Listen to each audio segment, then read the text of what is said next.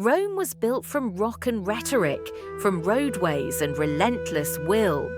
Yet the architecture of its power was not only physical, it was intellectual. For centuries, Roman thought wove together ethics, duty, ritual, and a hard-eyed pragmatism that turned philosophy into policy and belief into statecraft. These were not idle speculations for ivory-towered scholars. They were operational truths, instructions for surviving, ruling, loving, and dying in a world of conquest and crisis. Here are 15 philosophical ideas that guided Roman minds, some noble, some brutal, all unforgettable. 1. Amor fati, love your fate. Amor fati is not passive resignation, it is an embrace. Marcus Aurelius taught that whatever befalls us is material for virtue. To love fate was to treat adversity as a sculptor treats the stone, an opportunity to reveal the form within. For a legionary, a ruined harvest or a campaign setback was not only hardship, but the field in which character was harvested. Emperors wrote consolations to themselves about fate. Ordinary Romans learned this ethos in protracted sieges and the daily grind of civic life. The phrase carries an almost violent cheer: accept, transform, love. 2. Memento Mori, remember you will die. Far from morbidity, Memento Mori was a moral engine. Triumphal processions famously included reminders of mortality whispered into the victor's ear. You are mortal. The reminder sharpened priorities. Act honorably, wield power lightly, leave heirlooms worthy of memory. The Romans staged funerary rituals not merely to mourn, but to teach the living how brief and consequential a life is. When death is a constant companion, vanity shrinks, decisions become iron. 3. Virtues, courage, honor, public excellence. Virtues fused martial courage with civic virtue. It was visible in the soldier's gait, the magistrate's stubbornness, and the farmer's refusal to capitulate in winter. The Roman Chronicle is littered with men who traded ease for virtues, men who gave up private luxury to defend the res publica, who preferred fatal heroics to comfortable obscurity. Virtus was both internal compass and public coin, reputation backed by deeds.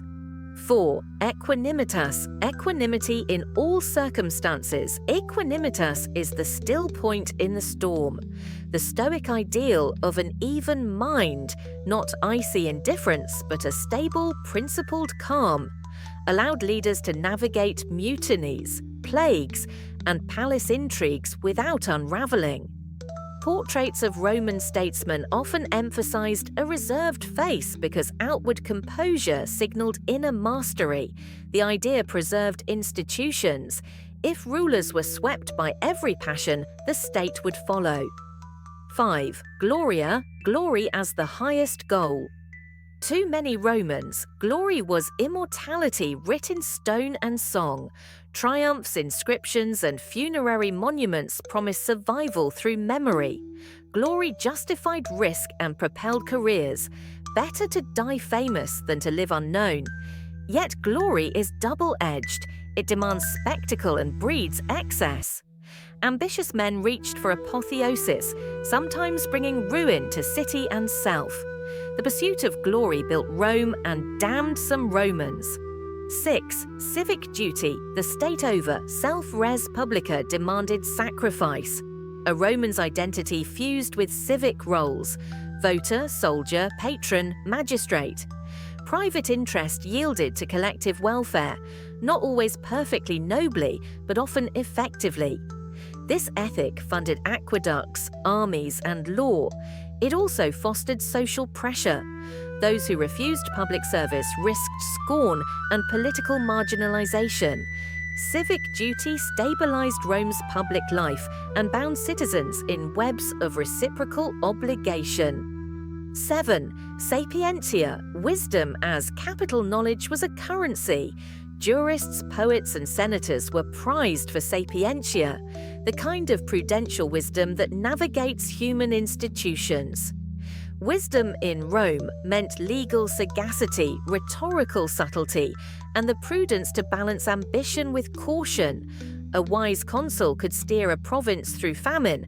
A foolish one could bankrupt the state. Romans honored sages and feared demagogues. 8. Tempus fugit. Time flies, act now. Time's fleetingness was a lesson hammered into Roman consciousness. Projects, reputations, and campaigns had schedules. Delay could be fatal. The clock of politics enforced urgency. Seize opportunities before Fortuna's wheel turned. The Romans constructed enduring works precisely because they felt time's pressure. Roads, aqueducts, laws carved to outlast individual lifespans. Tempus fugit pushed men from complacency into decisive action. 9. Concordia, unity as strength. Concordia was the social glue, peace among classes, cohesion among city and provinces. Rome's expansion depended on its capacity to weave diverse peoples into a functional whole, often through law and inclusion more than coercion. Concordia required concessions, public ceremonies, and a sense of shared destiny. Where concord eroded, factionalism consumed effectiveness. The breakdown into civil wars is a warning of 10th, pietas, reverence, duty, and order. Pietas anchored family to state and mortals to gods. It sanctified duty, care for parents, fidelity to vows, maintenance of religious rites. Aeneas, the epic exemplar, personified pietas. His piety was both personal loyalty and the seed of Roman order. Pietas reinforced institutions, temples, laws, and familial hierarchies. It also constrained radical change. Reverence for the ancestral ways slowed some reforms for better and worse. 11th, Fortuna, the capricious lady. Fortuna was a psychological thermostat for risk and reward. Romans made offerings, sought omens, and planned contingencies because fate could shift in a night. Awareness of Fortuna taught humility in triumph and daring in opportunity. Victory required both skill and luck. Prudent Romans trained for both. 12. Carpe diem, seize the day. Carpe diem in Rome took the form of intense, purposeful living, public spectacles, poetry, banquets, philosophical gardens. It was not hedonistic abandon, but an acute celebration of presence. The uncertainty of life sharpened appetite for meaningful moments. A sonnet, a feast, a law reform, lived with intensity because tomorrow was not guaranteed. 13. Libertas, freedom as gift and threat. Freedom in Rome was complex. Political freedom for citizens, personal autonomy for elites, but constraints for slaves. Liberty was lauded, yet the desire to preserve order often curbed it. The Republic prized debate, the Empire prized order. Liberty could inspire resistance and innovation, but also chaos when misapplied. Romans negotiated a balance between liberty and stability, often tilting toward the latter in crisis. 14th Imperium, command with responsibility. Imperium is the legal and moral license to command. It was not merely dominion, it came tethered to accountability. Generals and magistrates with imperium exercised large powers to levy troops, to judge, but were expected to justify their actions before the people and gods. Abuse of imperium led to trials, exile, or damnatio memoriae. The idea binds authority to answerability, an ancient form of constitutionalism. 15. Austeritas, the virtue of restraint. Austeritas celebrated a lean, serious life. It prized sober diets, frugal habits, and moral sobriety. In elites, austeritas functioned as moral signaling. A senator who lived modestly could claim moral superiority over ostentatious rivals. In provinces, it translated into prudent administration.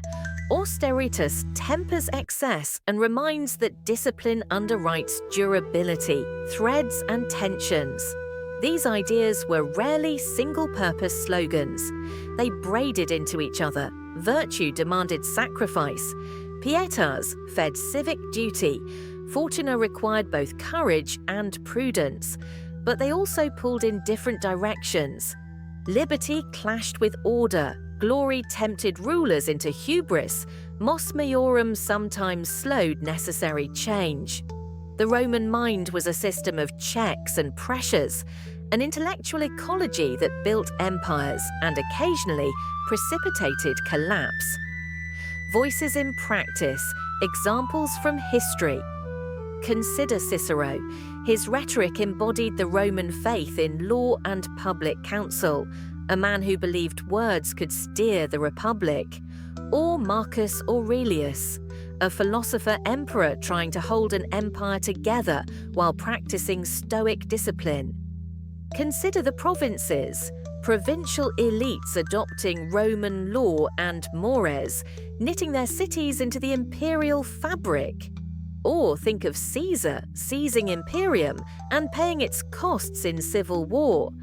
These are not abstract lessons. They played out in triumphal arches and assassination plots alike.